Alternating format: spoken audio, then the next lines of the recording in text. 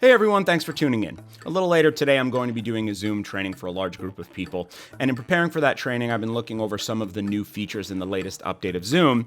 And I've come across a pretty cool new feature called polls. Now, polls are essentially questions that you can pose to your participants and get their feedback in real time right in the Zoom interface, which is really cool.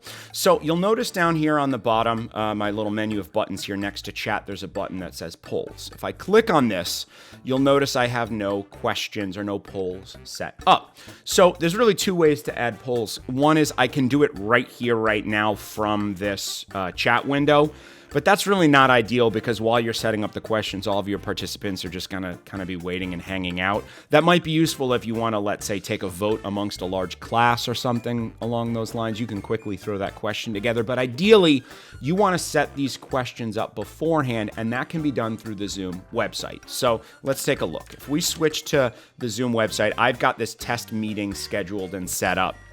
And if I scroll to the bottom of this, I have a section on the bottom that says you have not created any poll yet. So let's create one. We'll add one question. So the first box is a title. That's really to let me know which question is which if I have multiple questions. So let's say, is this feature cool? The responses can be anonymous or not, which is cool. I'm going to leave it anonymous. And here we'll put the question, is this poll feature cool?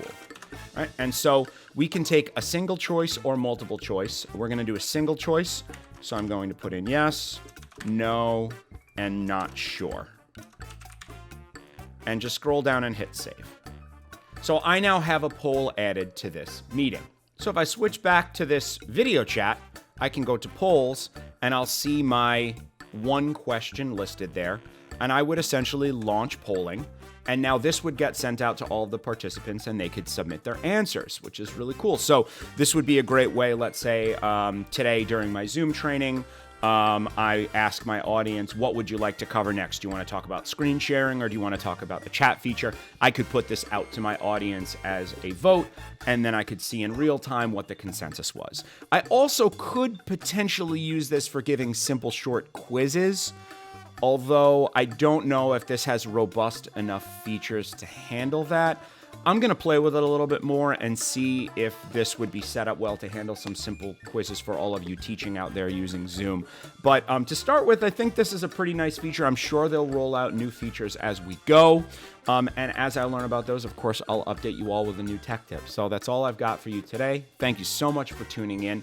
As always, hit that subscribe button if you like these videos. We release new tech tips every weekday at noon. And check out thedae.com for a full list of online workshops, classes, private lessons, and online summer camp. And if you have an idea for a tech tip you'd like to see me create, throw it in the comments and I'll do my best. Thanks and have a great day.